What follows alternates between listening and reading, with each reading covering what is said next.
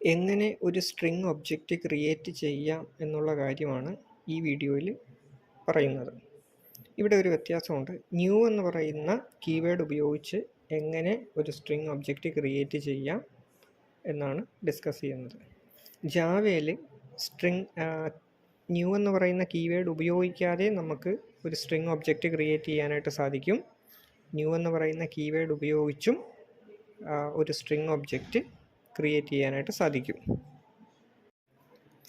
New എന്ന keyword ഉപയോഗിച്ച് ജാവയിൽ എങ്ങനെ ഒരു സ്ട്രിംഗ് ഒബ്ജക്റ്റ് ക്രിയേറ്റ് ചെയ്യാം എന്നതിന് എക്സാമ്പിളാണ് ഇവിടെ തന്നിട്ടുള്ളത്. ഇവിടെ str എന്നത് സ്ട്രിംഗ് ക്ലാസ് റെഫറൻസ് വേരിയബിളാണ്, അഥവാ ഒബ്ജക്റ്റ് നെയിമാണ്. ഇവിടെ cdc എന്നത് സ്ട്രിംഗ് ലിറ്ററലാണ്.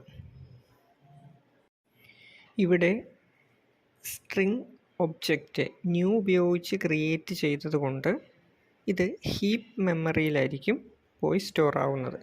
അതേസമയം സ്ട്രിംഗ് പൂളിലും ഇതിൻ്റെ ഒരു കോപ്പി സൂക്ഷിക്കും.